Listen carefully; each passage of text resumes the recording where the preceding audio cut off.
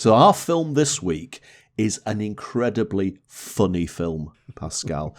It's also a gangster film. It's an ensemble cast film. It's also one of those films that sometimes plays around with different timelines so that things happen in sequence and then sometimes they happen out of sequence. And it's also one of those films where different stories sort of interweave with each other, but some characters within the film actually never interact intentionally within the film.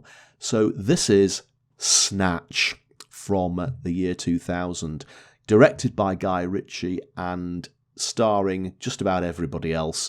Jason Statham, who's one of my favourite action heroes now. Stephen Graham, who's become incredibly famous recently with his roles in Line of Duty and the more recent series Time about a prison officer. Lenny James, who's gone on to be in Walking Dead and Fear the Walking Dead. Vinnie Jones, who used to be a footballer, now an actor.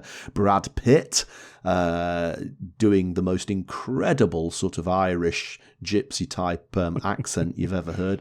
Alan Ford, who is the archetypal East End gangster.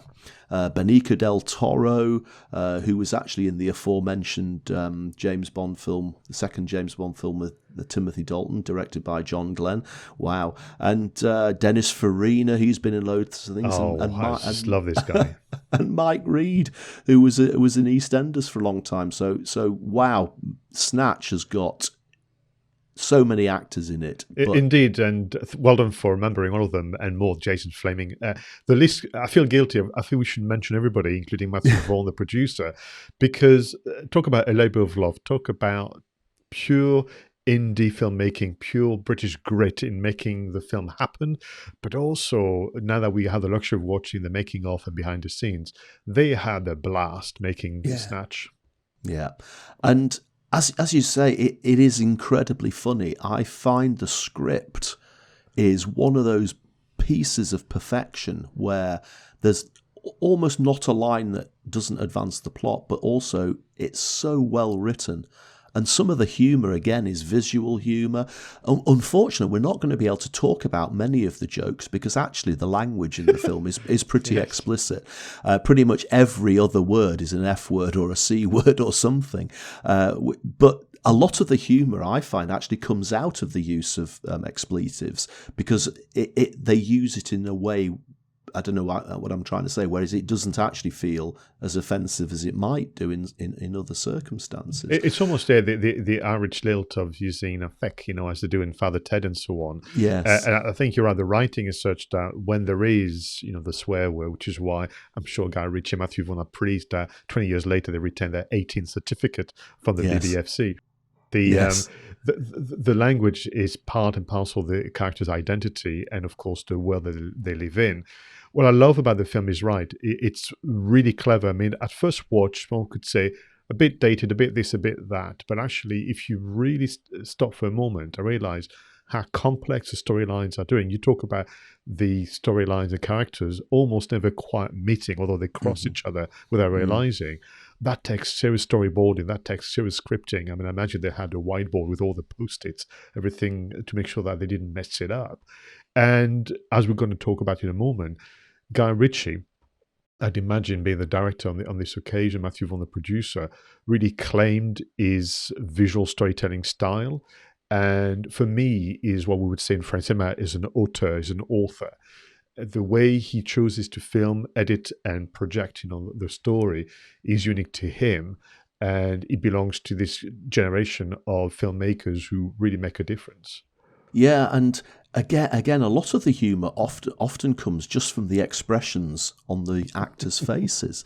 I mean, there's one scene quite early on, and I can talk about this because there actually isn't any dialogue. They're actually in a getaway car, and one of the characters is called Tyrone, and he's a fairly sizable gentleman. He's quite large, and he's got a very thick leather coat on. So they're talking about being a getaway driver.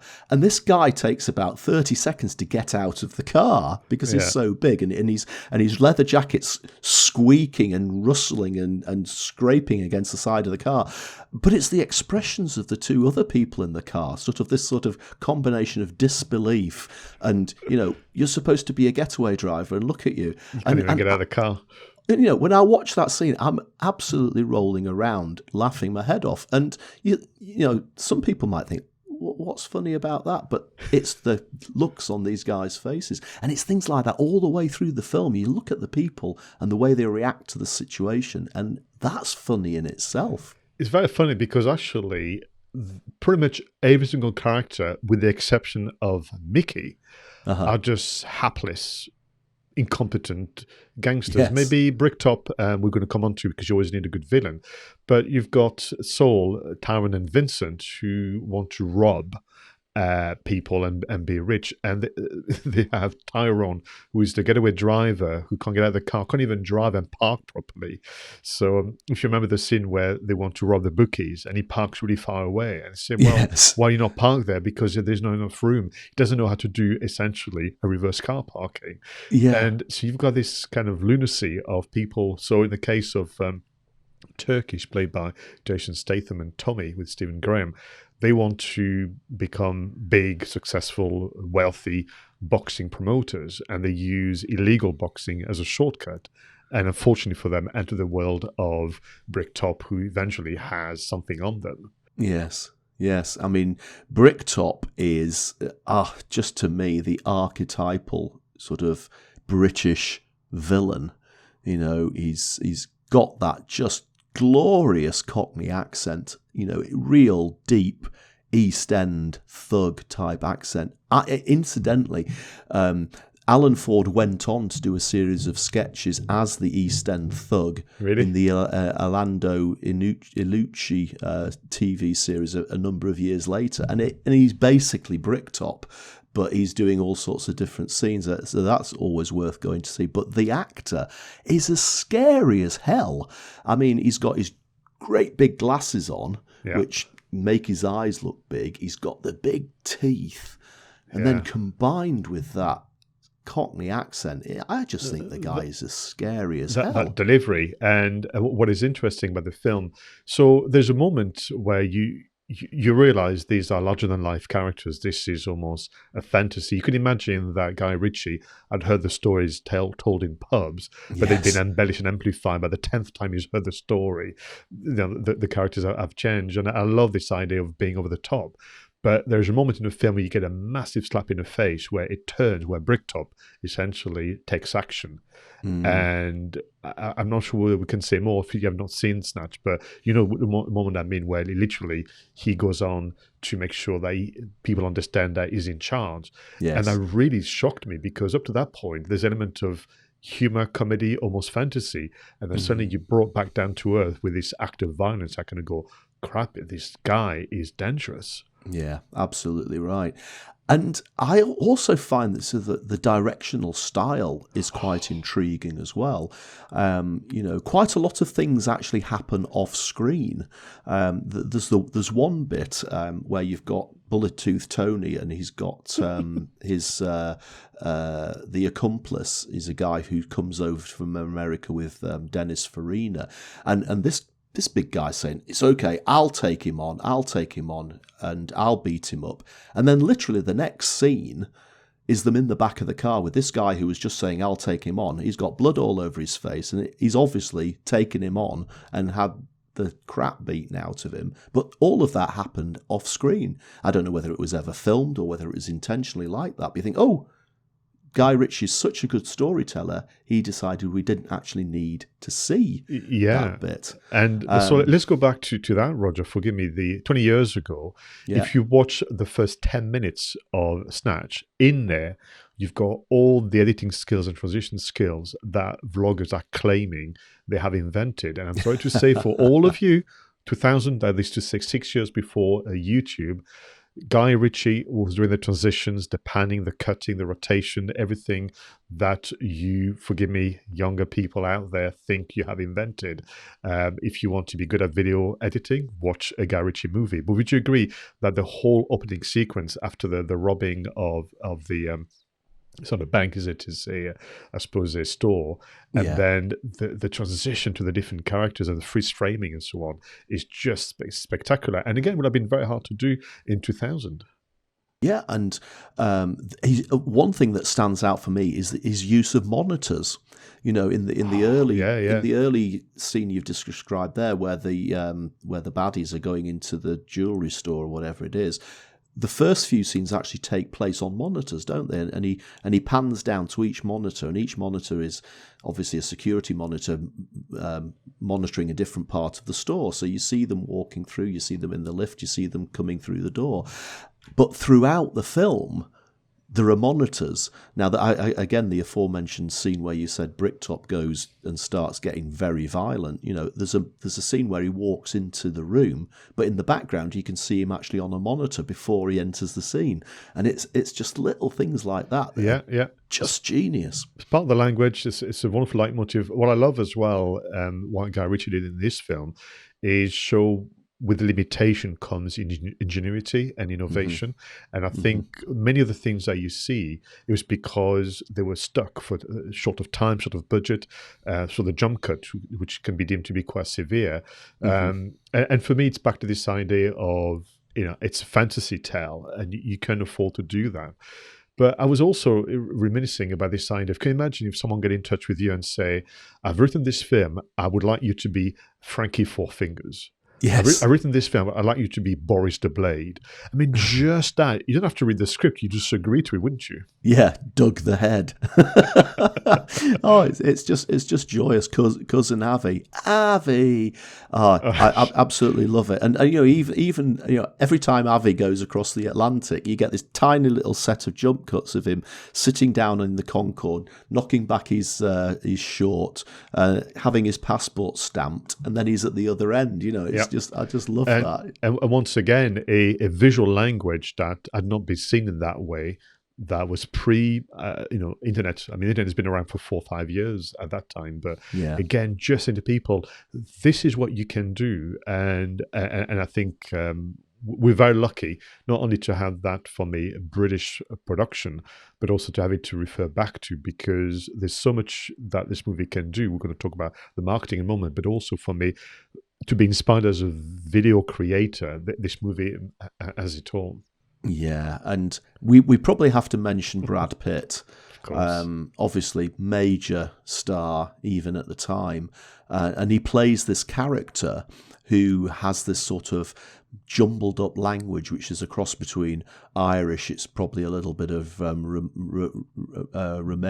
gypsy language as well, and he's totally and utterly incoherent when he talks, unless you listen incredibly carefully to what he actually says, and that again, there's so much humour in that, because most of the other characters in the film haven't a clue what he's talking about, and yet they then base their next set of actions on what he's said, and you think you don't know what he said, yet you're going to go ahead and do something on the back of it. It's genius. And back to what I was saying earlier, you realise at the very end that Mickey, albeit you could have been thought of a character that doesn't really get it, was the smartest of all of them.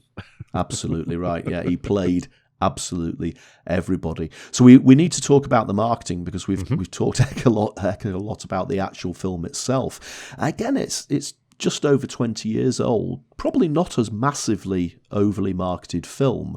But what do you think about the posters?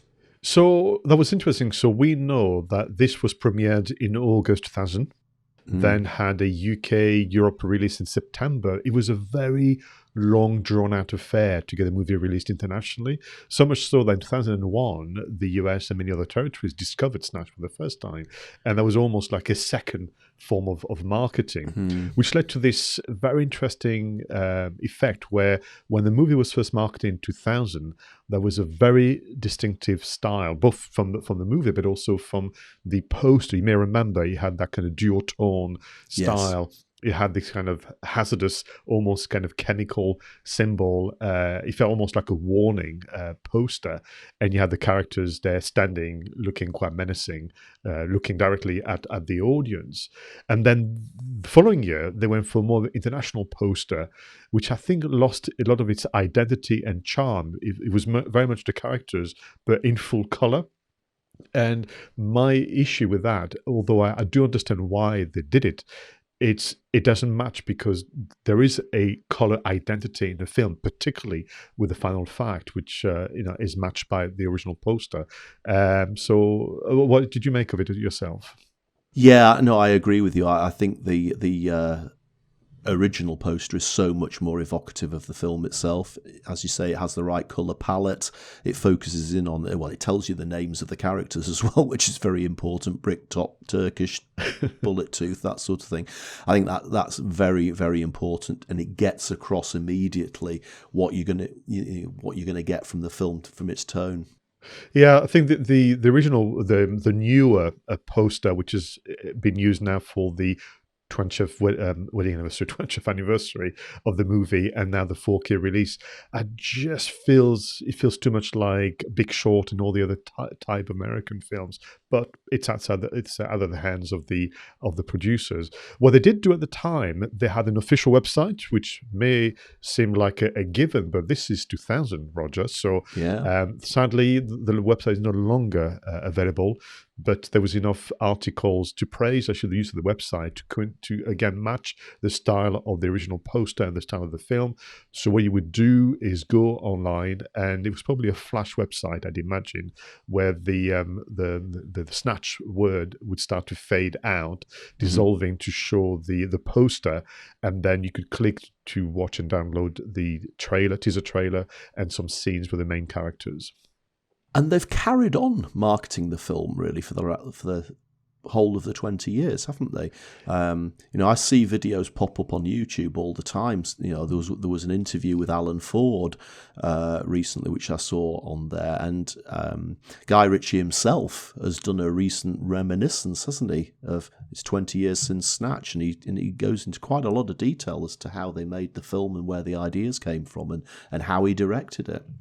And maybe that's all a first observation, which is one could argue that the marketing campaign lacked, kind of pace and wasn't really grabbing the audience by the scruff the way the film might do.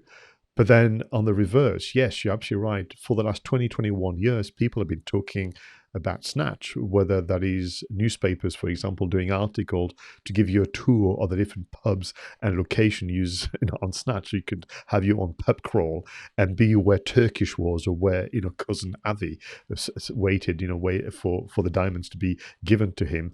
And then there was a documentary made in 2001 for the international audience, and then there was different versions. You expected DVDs, Blu-ray, and so on. But each time the actors, the producers, even the costume designers were being interviewed to reminisce about the film.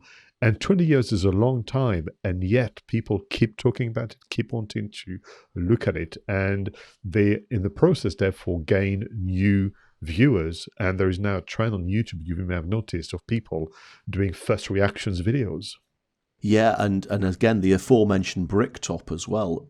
Such an iconic character. And again, his lines in the film, I can't quote because pretty much everything he says has an F word or a C word in it. But there's a piece of unofficial Snatch-related stuff if you go looking for it on YouTube, and it's called Brick Vader.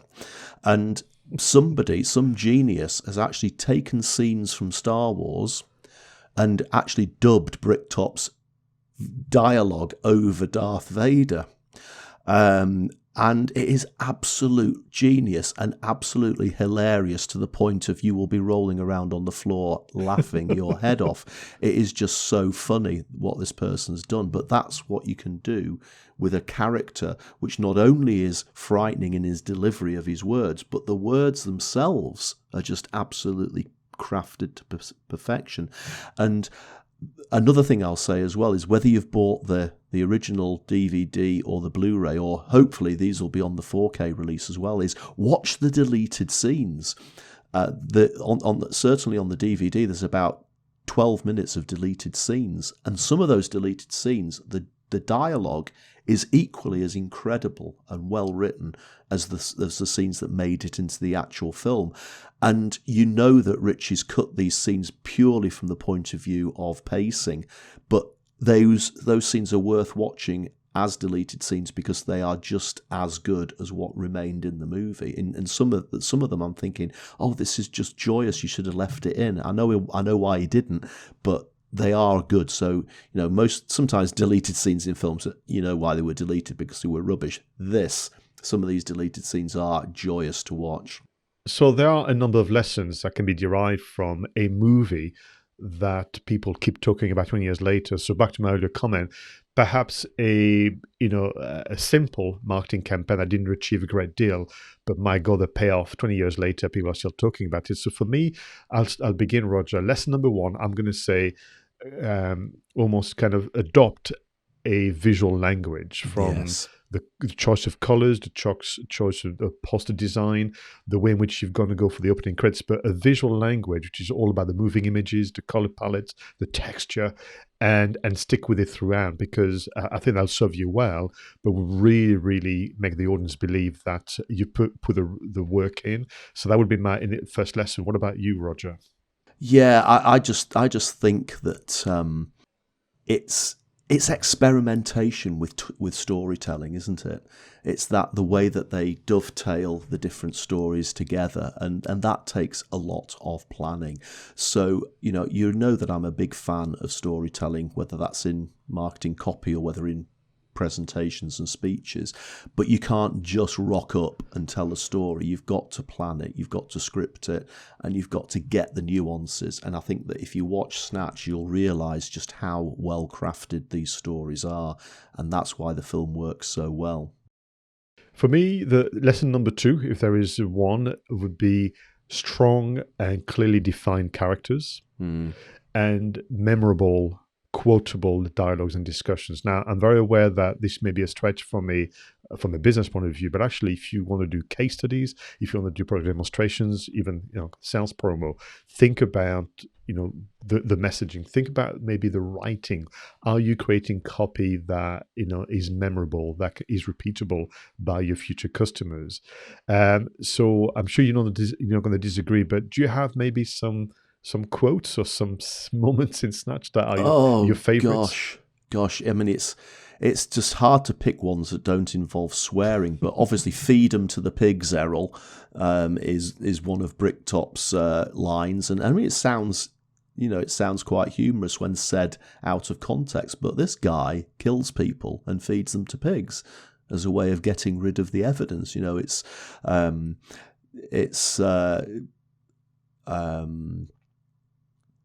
What's he called? Jason Statham's character, Turkish, towards the end, they're in the caravan, and that their options are limited. And he says, "You tell me how to control a mad gypsy, and I'll tell you how to control an unhinged pig-feeding gangster." I mean, these things are just joyous. I love the two girls as well, who work in Doug the Head's. They're twins, obviously, in real life, and just the dialogue between, "Yeah, Dad, you told us. Yes, Dad, you told us," and they just repeat each other's lines. It's glorious. It's every line is quotable, Pascal. Pretty much, which is hard. I mean, for me, cousin Avi had been Stitches back in the days in cinema and now. So do you know when he makes a decision to go to London, and then his kind of accomplices look at him weirdly, say, "No, London, fish, chips, cup of tea, bad food, worst weather, Mary effing Poppins, London," and he just rattles this. But there's one at the end where sorry, I'm laughing because I can see the scene where they're trying to understand where the diamond is, and they've managed to kind of literally trap Vincent, Saul, and Tyrone into a room, and he says, "I'm getting a heartburn, Tony. Do something terrible." Do something terrible, yeah. And it's this look in the dog. What do you mean, look in the dog? Yes. Open the dog up. Well, it isn't a tin of beans, is it? Oh, that's a bit rich, isn't it? It's funny. Bullet-toothed Tony is perfectly happy to shoot people, to carve people up with a sword, but, it's crossing a line when you have to hurt And back the dog. back to the humor, whereby Bullet-Tooth Tony is a killer, but he's a big fan of Madonna. He's got Lucky Stars blasting through the speakers on his phone. So we must move on to the next lesson. And for me, this is inspired by a comment that Guy Ritchie gave during a documentary for lesson number 3, is to be a counterexample of the current trend. So he took a view of what the world thought of British film production, and he realized they were either costume drama or kind of sad, depressing social commentaries. And he said, I'm going to flip it and be a counterexample and show them what else we can do. So back to your viewers and listeners, take a look at what is happening and what is the norm in your sector industry and flip it, change the style and the genre and become a counterexample. Yeah, and I guess lesson number 4, and we've already alluded to this with the videos that have appeared on YouTube from Guy Ritchie and others over the course of the last 20 years, is to always revisit your content and get new reactions to it, updated reviews, updated reactions, updated perspectives, and that way you can keep your content alive and current. Yeah, superb, Roger. If I may, just because I love it so much, when I was watching, when I went to the cinema for the first time to see Snatch, I was in London. I went to the Prince Charles, so UK and London-based viewers and listeners will know, very special cinema, Prince Charles, for real film goers. And it was this very, very odd double bill of Daylight with Sylvester Stallone and Snatch. Yes. Why not?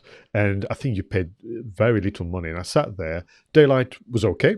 And then I'm sat there watching Snatch. And I knew that I would enjoy the film visually from the opening credits.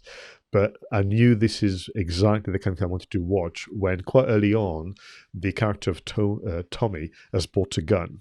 Yes. And Turkish discovers he has a gun, and you ask him, why do you have a gun? And Tommy say, it's for protection. And Turkish says, protection from what? The Germans? And I just laughed out loud, and I thought, this is going to be a blast.